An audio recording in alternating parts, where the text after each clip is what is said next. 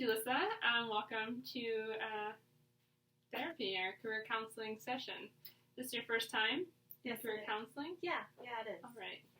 And one of the questions I like to ask our clients when they come in right away, just to kind of help establish some goals for the course of the therapy sessions, is just, when will you know that counseling has been successful? What are some of the goals or some of the things you hope to accomplish? I think I'd like to determine if a new career path is appropriate for me. Okay. As well as maybe reflecting a bit on my past career, my current career, and how that's affected my decision making thus far. I think those are some of the top. That sounds great. So an activity that I would like to do with you, kind of to start off, so that I get we get this broader sense of how you've come to choose the career that you are in, and maybe some of the influences that have been on you to not choose other careers, or vice versa. So I'd like to start with doing a career genogram. So what I'm going to ask you to do is spend some time, and we can do this here in session, kind of creating a genogram, starting with your grandparents, moving into your parents, and then, maybe if you want to include your siblings, depending on how old they are, just kind of what have been their career choices, and what has their career journey looked like. Okay. Yeah. So, kind of walk me through a little bit of it as you're drawing that out. Do you have any questions? No, I don't have any questions. So I've started drawing. Probably the most influential person in my life is probably my grandmother.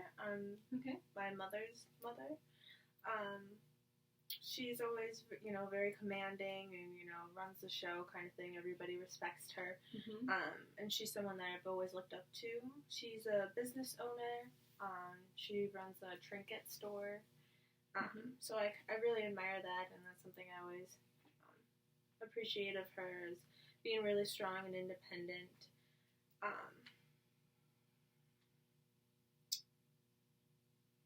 And, sorry, I was in my notes. That's all right. You can refer to your diagram. I can't even read my own handwriting. That's all right. Okay. So another strong individual in my family would be my mother.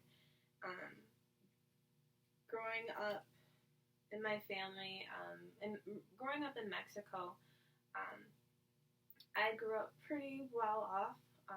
My parents are the ones who were a bit more on like the poor side, and so my mother kind of wanted the best for us, and so she worked really hard by starting her own business. She was selling silver jewelry with my father for many years, and got a lot of that business here in the States, which really influenced a lot of my goals and, my education, and connecting with that would be my father. He's only a high school graduate, and has done a lot of work as like a truck driver, as a handyman and delivery man, but he worked really well as a business partner with my mother when she started up her business. And so my parents were, all for the big dreamers and have large goals, and I think that really pushed me in my aspirations, and my seeking for higher education, and always wanting to be on top, basically. I'm the third child of four. I have two older sisters, who both were college graduates.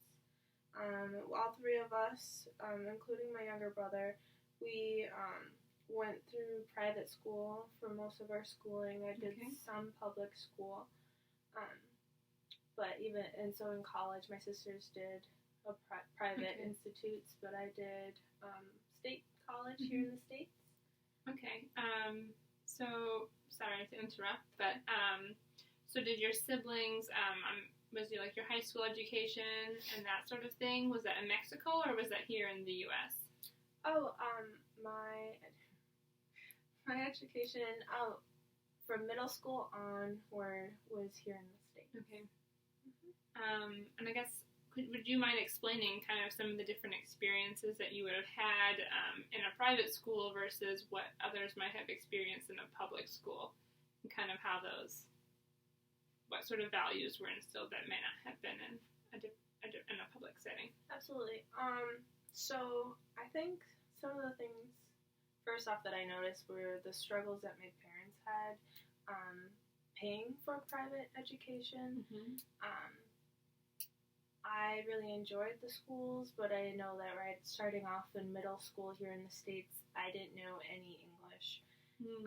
And so that was really difficult right away, engaging with other students, getting to know people and just understanding the academics and being able to be successful in school, which was one of my high priorities. And so that was a huge struggle. But once my parents decided that it was okay for me to go to public school, things became a lot easier for me. I was more familiar with the language and utilizing the resources I had and really navigating through high school the way I needed to.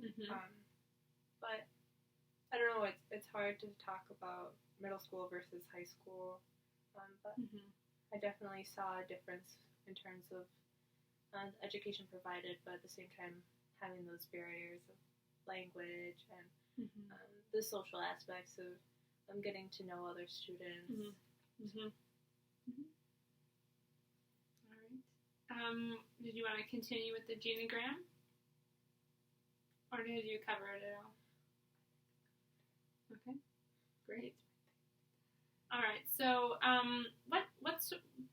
what would you say that you've kind of learned or picked up from your family?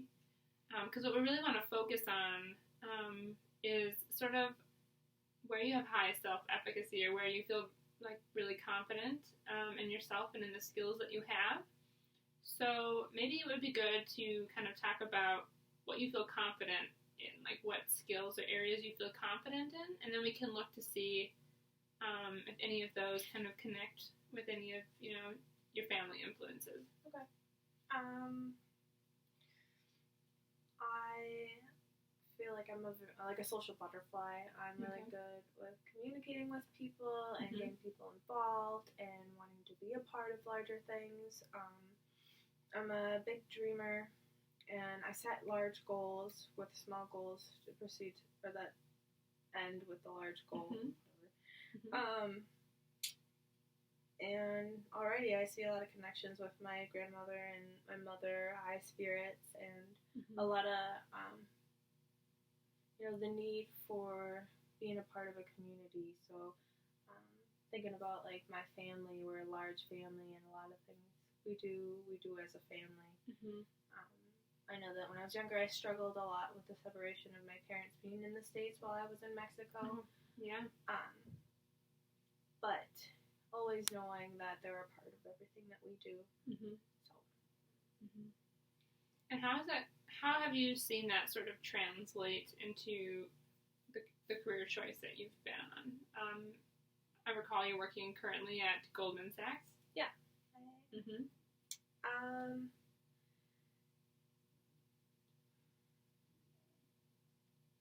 I think maybe you talked about the social butterfly aspect that you got from your parents.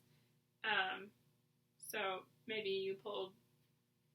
I think that has to be probably a big part of your work at Goldman Sachs. You kind of have to be in charge of a lot of people. Is it a busy environment? Yes. Yeah. Kind of have to be high-spirited a little bit? Yeah, it is. It can be pretty intense, high-paced, but I really, I feed off of that, and I gain a lot of energy from that. It's really competitive. I'm working with other people that are at the same caliber as I am, and so it just pushes me, and it's a huge drive for me to work in that kind of environment. It can be really stressful at times when I feel that I don't know if it. I feel very welcomed, and like there isn't very much discrimination, but differences between males and the females that work there. It definitely is a necessity to be on top of your game, and if you slack in any way, it is pinpointed. So those are some of the things that I've noticed while working there. All right, well that brings me kind of to the next point, and I know that we have to be wrapping up our session pretty quick, and I wanted to leave you with kind of a little homework assignment or something to think about between now and our next session. And it has to do a little bit about what you were talking about with those differences between kind of men and women and some of the barriers you face as a woman. And so you came in here wanting to look at potential different career paths, and so I would like to do a decisional balance sheet with you. And so the basics of that is we're going to kind of brainstorm a few occupational tracks you're interested in or that you've maybe thought about and dismissed in the past, could be included on that list. And we're going to kind of weigh the positive and negative consequences that you might face, and then also positive and negative consequences that others might face, because we're all individual people who have different perceived barriers and parts of ourselves that may make succeeding in a career seem easier or harder. Does that make sense? And then next session we'll look a lot at kind of those short and long-term consequences. But I thought we could run through maybe one example. We'll run through a couple for Goldman Sachs, for example, because that's where you are now. I really want to make sure that we're giving that a thorough fleshing out, right? Right. Okay. Yeah. Because I've definitely considered that an option to stay there. And some of the barriers, again, reiterating what we talked about a little bit earlier, is probably the difficulties regarding the fact that I'm a woman, as well as lack of social life, and the overwhelming stress. I talked about how I kind of feed off of the energy at the workplace, but it can be overbearing sometimes. So yeah, those are some things I'd like to consider. I saw in your intake form here that you had mentioned that some of the stress was maybe resulting in some physical pain even. So looking at that as a possible or as a real, negative consequence of maybe that job. What are some maybe positive consequences or positive things that the job would provide you or does provide you? I think it's an environment where I continually learn about myself and about the business world. Something I really enjoy. Obviously, the income is very nice. I'm at a place where I'm content. Also in a place where I'm able to support my family back in Mexico, which is really important for me. As my parents were able to provide for me, I'd like to provide back to them. And I feel like this would be a career that I would be able to maintain that. Okay. All right. So we kind of did a walkthrough of kind of how to do that for Goldman Sachs. So for next time, do you think you would be able to come up with a few other career path choices you're thinking of and kind of do the same thing for that? Yeah, definitely. All right, and we'll discuss that next session. Okay. Sound good? Yeah. All right, thanks for coming in. Yeah, thank you.